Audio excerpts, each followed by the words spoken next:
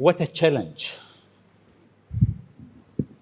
to talk to one of the most, in my opinion, in life, we've seen within this part of the world great people like Al-Khwarizmi, who invented algorithm. Globally, Newton, Henry Ford, the Wright brother, Albert Einstein, and Elon Musk.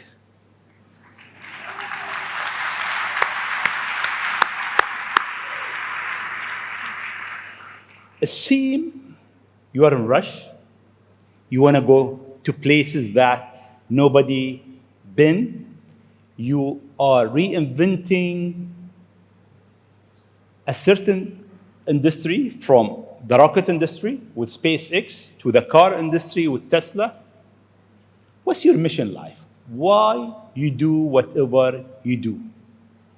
Sure. Well, first of all, thank you for having me.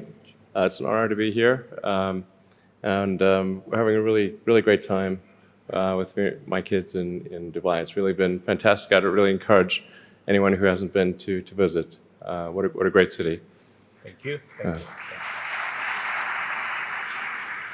And in terms of the motivations, I guess the sort of kind of a long version of the explanation, but essentially, when I was a kid, I was wondering kind of what's the meaning of life? Like, why are we here? What's it all about? And I came to the conclusion that what really matters is trying to understand the right questions to ask. And the more that we can increase the scope and scale of human consciousness, the better we are able to ask these questions. And so I think that there's certain things that are necessary to ensure that the future is good. Some of those things are, in the long term, having long-term sustainable transport and sustainable energy generation, to be a space-faring civilization, and for humanity to be out there among the stars and be a multi-planetary species. I think being a multi-planet species and being out there among the stars is important for the long-term survival of humanity. And that's one reason, kind of like life insurance for life collectively, life as we know it. But then the part that I find personally most motivating is that it creates a sense of adventure, and it makes people excited about the future. If you consider two futures, one where we are forever confined to Earth until eventually something terrible happens, or another future where we are out there on many planets, maybe even going beyond the solar system, I think that second version is incredibly exciting and inspiring, and there need to be reasons to get up in the morning. Life can't just be about solving problems. Otherwise, what's the point? There's got to be things that people find inspiring and make life worth living. So what is life for you? I mean, you look at our life, and I heard you before speaking. Is it a dream? Is it Is life real? a dream? Is it a million D? What is life for Elon Musk? I find as I get older, I find that question to be maybe more and more confusing or troubling or uncertain. I think particularly when you see the advancement of something like video games, like say 40 years ago, you had video games. The most advanced video game would be like Pong, where you had like two rectangles and a dot. You're like batting it back and forth. I played it. Oh yeah, like me too, exactly. I played all. Pong. Exactly. It sort of dates you a little bit, but yeah, we both played the same game, and that was like, wow, that was a pretty fun game at the time. But now you can see a video game that's photorealistic, almost photorealistic, and millions of people playing simultaneously, and you see where things are going with virtual reality. and augmented reality. And if you extrapolate that out into the future with any rate of progress at all, like even 0.1% or something like that a year, then eventually those games will be indistinguishable from reality. They'll be so realistic, you will not be able to tell the difference between that game and the reality as we know it. And then it seems like, well, how do we know that that didn't happen in the past and that we're not in one of those games ourselves? Interesting. Interesting. I mean, could be. Everything is possible in life. I mean, particularly like things seem to be accelerating to something. Isn't it? I mean, if we look at our life, it seems in the past 100 years, life been accelerating quite fast. Yeah. In the past 20, It's much getting faster. faster and faster. Is it more slow? So my question is really, how life will be in Earth 20, 30, 50 years from now? Our education, our transport. How do you see it? Well, I think this is one of those things that's quite difficult to predict. When you think of, say, the first controlled powered flight was 1903 with the Wright brothers. And then 66 years later, we put the first people on the moon. I mean, that if you'd ask people, say in 1900, what are the odds of man landing on the moon, they would have said that's ridiculous. And if you try to talk to them about the internet, they would not even know what the heck what are you even talking about? Like, this sounds so crazy.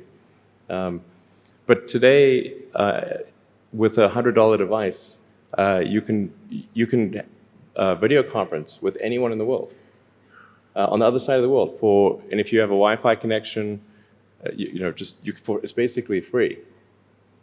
Free to have an instant visual communication with anyone, or even with millions of people.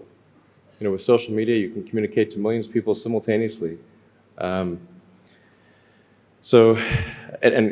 can Google something and ask any question. It's like an oracle of wisdom that you can ask almost any question and get an instant response. It would have been incredibly difficult to predict these things in the past, even the relatively recent past. So I think the one thing that we can be quite certain of is that any predictions we make today for what the future will be like in 50 years will be wrong. That's for sure. I mean, I think directionally, I can tell you what I hope the future has, as opposed to maybe what it will be, because this may just be wishful thinking. I hope we are out there on Mars and maybe beyond Mars, the moons of Jupiter. I hope we're traveling frequently throughout the solar system, perhaps preparing for missions to nearby star systems. I think all of this is possible within 50 years. And I think that would be very exciting to do that. And I think we'll see autonomy and artificial intelligence advance tremendously. I think that's actually quite near term. My guess is in probably 10 years, it will be very unusual for cars to be built that are not fully autonomous. 10 years. 10 years from now. Yeah. I think almost all cars built will be capable of full autonomy in about 10 years. As it is, the Tesla cars that are made today have the sensor system necessary for full autonomy, and we think probably enough compute power to be safer than a person. So it's mostly just a question of developing the software and uploading the software. And if it turns out that that more compute power is needed, we can easily upgrade the computer. And so that's all Tesla's built since October of last year. And other manufacturers will follow and do the same thing. So getting in a car will be like getting in an elevator. You just tell it where you want to go, and it takes you there with extreme levels of safety. And that'll be normal. It'll just be normal. Like for elevators, there used to be elevator operators. You get in, there'd be a guy moving a lever. Now you just get in, you press the button, and that's taken for granted. So autonomy will be widespread. I think one of the most troubling questions is artificial intelligence. And I don't mean narrow AI, like vehicle autonomy I would put in the narrow AI class. It's narrowly trying to achieve a certain function. But deep artificial intelligence, or what is sometimes called artificial general intelligence, where you could have AI that is much smarter than the smartest human on Earth. This, I think, is a dangerous situation. Why it is dangerous? I mean, there is two views. One view is artificial intelligence will help humanity. There is another school of thought is artificial intelligence is a threat to humanity. Why is it? Well, I think it's both. It's like one way to think of it is imagine we were going to be visited. Imagine you're very confident that we were going to be visited by super intelligent aliens in, let's say, 10 years or 20 years at the most. Super intelligent. So you think within 20 years yes, we'll have alien in Earth? Well, digital superintelligence will be like an alien. It will be like an alien. Yeah. But my question is, do you think there is other intelligent life outside the Earth? It seems probable, but I think this is one of the great questions in physics and philosophy, is where are the aliens? Maybe they're among us, I don't know. Some people think I'm an alien. Not true. Not true. But maybe we are alien. Of course I'd say that, maybe we are alien, Ellen. I mean, if you look at this part of the world, yeah,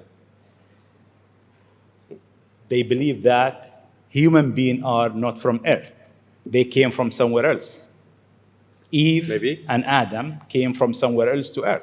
So in a way, human being alien to this land. Do you think we'll make contact with alien within the next 50 years? Well, that's a really tough one to say.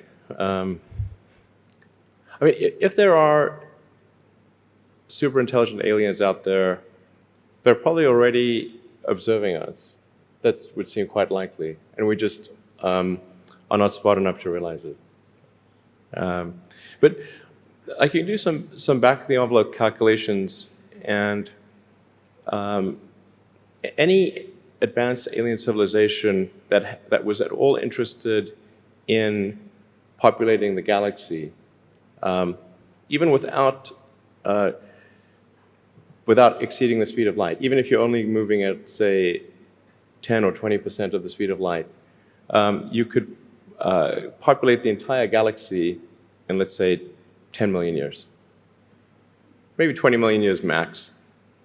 This is nothing, in the grand scheme of things. Once you said you want to die on Mars, why? I don't, to be clear, I don't want to die on Mars. It's like, we're all going to die someday. And if you're going to pick some place to die, then why not Mars? Okay. If we're born on Earth, why not die on Mars? Seems like maybe it'd be kind of exciting. But so I think given the choice of dying on Earth or dying on Mars, I'd say, yeah, sure, I'll die on Mars. But it's not some kind of Mars death wish. And if I do die on Mars, I just don't want it to be on impact. Okay. Got it. Yeah. Let's come back to Earth, actually. Okay. You tweeted that you are building a tunnel under Washington, D.C. Why? What is it? Well, it's a secret plot. Okay. Just between us. Okay. Nobody heard you? Yeah, exactly. Please keep that secret. I think this is going to sound a little... it seems like somewhat trivial or silly, but I've been saying this for many years now, but I think that the solution to urban congestion is a network of tunnels under cities. And you can, when I say, I don't mean a 2D plane of tunnels, I mean tunnels that go many levels deep. So you can always go deeper than you can go up. Like the deepest mines are taller than the tallest buildings. So you could have tunnels, a network of tunnels that is 20, 30, 40, 50 levels, as many levels as you want, really. And so given that, you can overcome the congestion situation in any city in the world.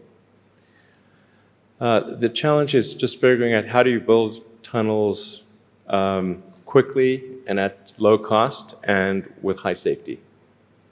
So if tunneling technology can be improved to the point where you can build tunnels fast, cheap, and safe, then that would completely get rid of any traffic situations in cities.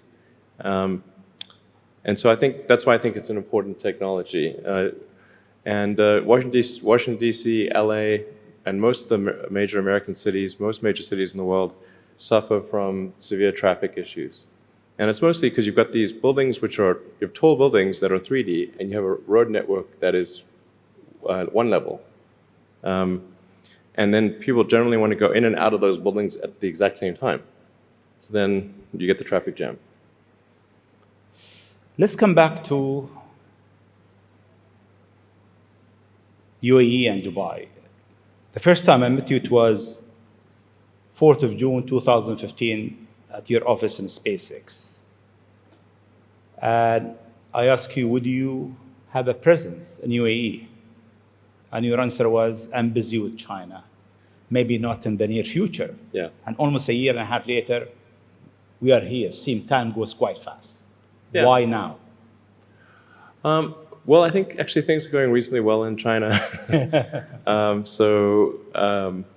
had some initial challenges figuring out charging and service infrastructure and various other things, but now it's actually going fairly well. And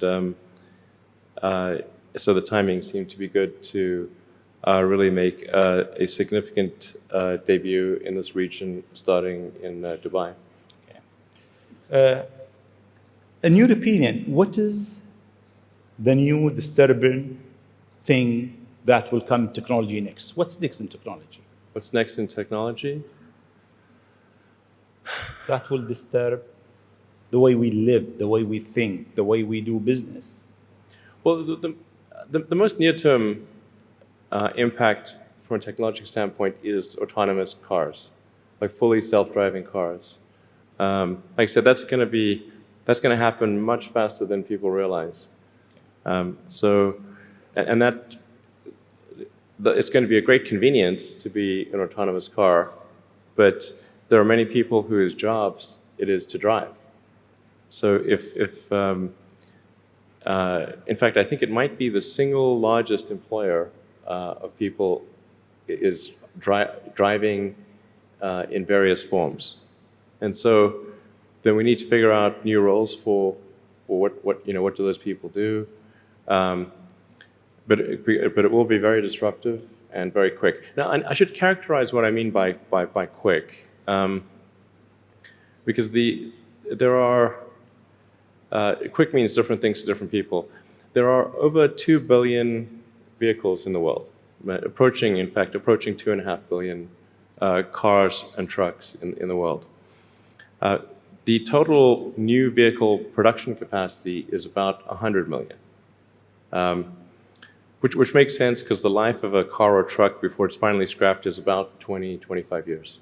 So the point at which we see full autonomy appear will not be the point at which there is massive societal upheaval, because it will take a long time to make enough autonomous vehicles to disrupt employment. So that disruption I'm talking about will take place over about 20 years. But still, 20 years is a short period of time to have, I think, something like 12 to 15% of the workforce be unemployed. Okay, thank you. This is the largest global government summit. We have over 139 governments here. if you want to advise government official to be ready for the future, what is three thing or three advice you'll give them? Well, I think the first bit of advice would be to really pay close attention to the development of artificial intelligence. I think we need to just be very careful in how we adopt artificial intelligence and to make sure that researchers don't get carried away. Because sometimes what happens is a scientist can get so engrossed in their work, they don't necessarily realize the ramifications of what they're doing.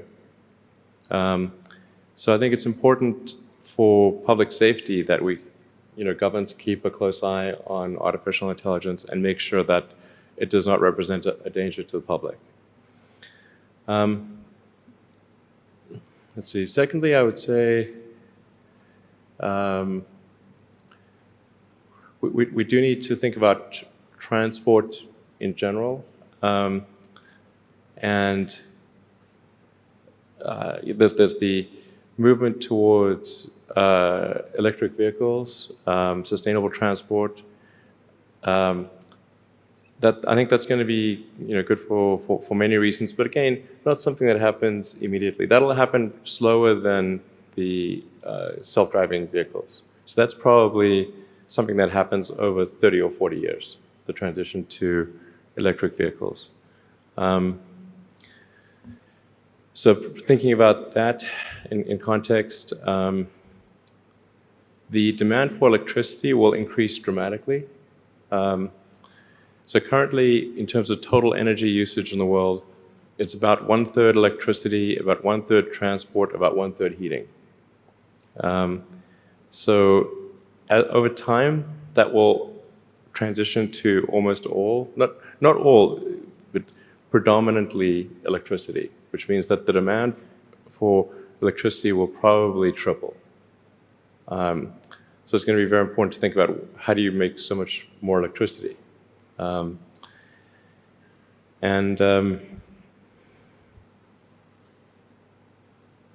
Seem they have an easy job. That's it. There is no more challenges for them.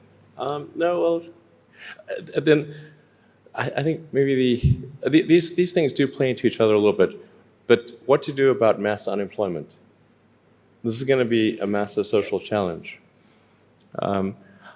And I think ultimately we will have to have some kind of universal basic income. I don't think we're going to have a choice. Universal basic income. Universal basic income. I think it's going to be necessary. So it means that unemployed people will be paid across the globe. Yeah. Because there is no job. Machine, robot is taking over. There will be fewer and fewer jobs that a robot cannot do better. Okay. That's simply and I want to be clear that these are not things that I think that I wish would happen. These are simply things that I think probably will happen. And if my assessment is correct and they probably will happen, then we need to say, what are we going to do about it? And I think some kind of a universal basic income is going to be necessary. Now the output of goods and services will be extremely high. So with automation, there will come abundance. There will be almost everything will get very cheap. I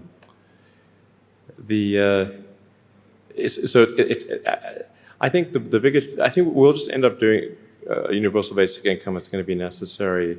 The harder challenge, much harder challenge, is how do people then have meaning? Like a lot of people, they derive their meaning from their employment. So if you don't have, if you're not needed, if there's not a need for your labor, how do you, what's the meaning? Do you have meaning? Do you feel useless? That's a much harder problem to deal with. And then how do we ensure that the future is going to be the future that we want, that we still like? No, I mean, I do think that there's a potential path here which is, and we're really getting into science fiction or create sort of advanced science stuff, but having some sort of merger with biological intelligence and machine intelligence. To some degree, we are already a cyborg. You think of like the digital tools that you have, your phone, your computer, the applications that you have, like the fact that, as I was mentioning earlier, you can ask a question and instantly get an answer from Google or from other things. And so you already have a digital tertiary layer. I say tertiary because you can think of the limbic system, kind of the animal brain or the primal brain, and then the cortex, kind of the thinking, planning part of the brain, and then your digital self as a third layer. So you already have that, and it's like if somebody dies, their digital ghost is still around. All of their emails and the pictures that they posted and their social media, that still lives, even if they died. So over time, I think we'll probably see a closer merger of biological intelligence and digital intelligence. And it's mostly about the bandwidth, the speed of the connection between your brain and the digital extension of yourself. Particularly output. And output, if anything, is getting worse. We used to have like keyboards that we'd use a lot. Now we do most of our input through our thumbs on a phone. And that's just very slow. A computer can communicate at 1 trillion bits per second, but your thumb can maybe do, 10 bits per second or 100 if you're being generous. So some high bandwidth interface to the brain, I think, will be something that helps achieve a symbiosis between human and machine intelligence, and maybe solves the control problem and the usefulness problem. Getting pretty esoteric here. I don't know if this is... It's close. Okay. We got it. Always you think out of the box. Your idea is so huge. You want to go to space. You decided to go to space. You did it. You decided that you want to land your rocket back. You fail 7 times, 8 times. Yeah, something like that. Then it landed. More times than I care to count. Yeah. How do you come with this idea, actually? Sometimes they're pushing the human limit. You are always pushing the human limit. Why? Well, I think about what technology solution is necessary in order to achieve the particular goal, and then try to make as much progress in that direction as possible. So in the case of spaceflight, the critical breakthrough that's necessary in spaceflight is rapid and complete reusability of rockets, just as we have for aircraft. You can imagine that if an aircraft was single use, almost no one would fly. Because you can buy, like, say, a 747 might be $250 million, $300 million, or something like that. You'd need 2 of them for a round trip. But nobody's going to pay millions of dollars per ticket to fly, to do air travel.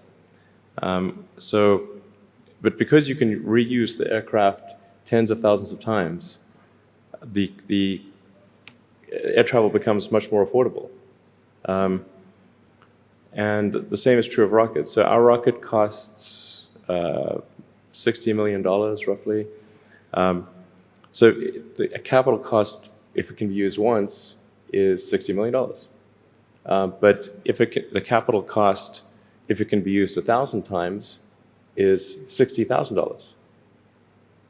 So then if you can carry a lot of people per flight, then you can get the cost of space flight to be something not far from the cost of air flight. So it's extremely fundamental.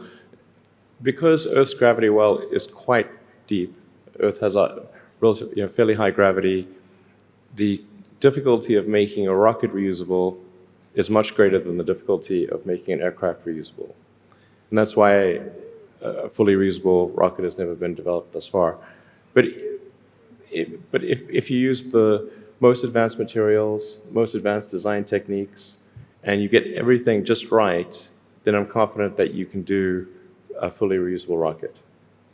Fortunately, if Earth's gravity was even 10% stronger, I would say it would be impossible. You need a team around you to deliver a lot of ideas. How do you choose your team? Based on what? Well, I suppose honestly that it tends to be gut feel more than anything else. So when I interview somebody, my interview question is always the same. It's What do you ask? I said, tell me the story of your life and the decisions that you made along the way and why you made them. And then, and also tell me about some of the most difficult problems you worked on and how you solved them. And that question, I think, is very important because the people that really solve the problem, they know exactly how they solved it. They know the little details. And the people that pretended to solve the problem, they can maybe go one level and then they get stuck. So, what was your biggest challenge in life? Biggest challenge in life?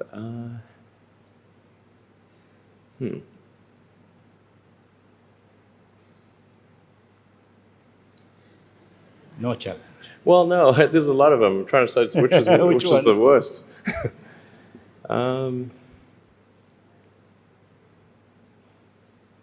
I think just thinking about how to spend time. One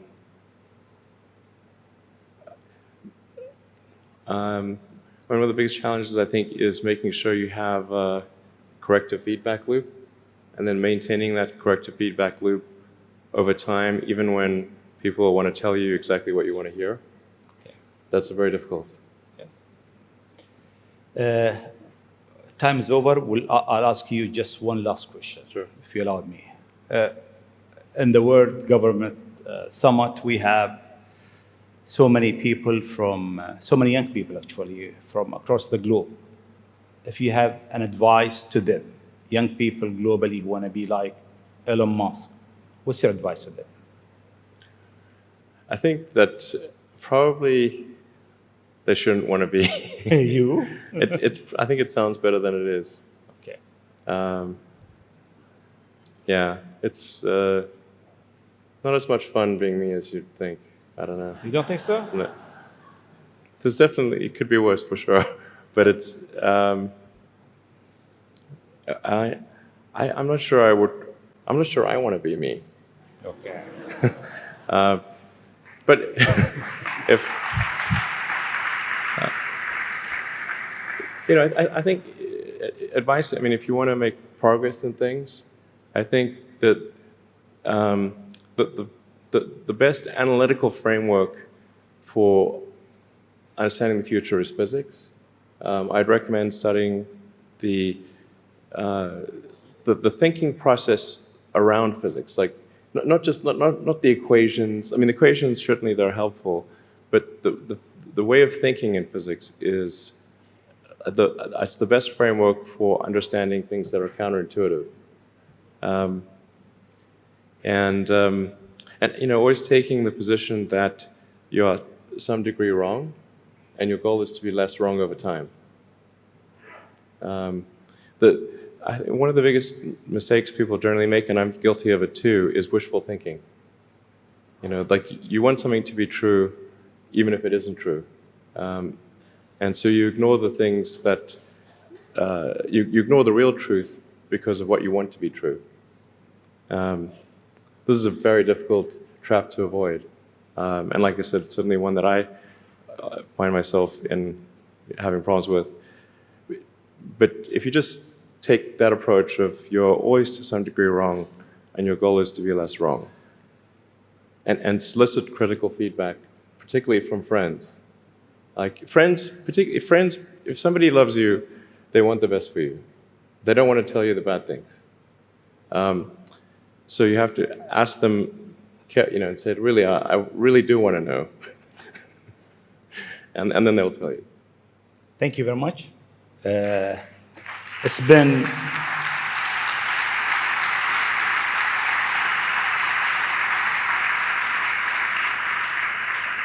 It is great for the World Government Summit to have a legend who's creating the future for humanity to share his thought, his idea, his vision, his challenges, and his hope for life. Thank you very much. Thank you for having me.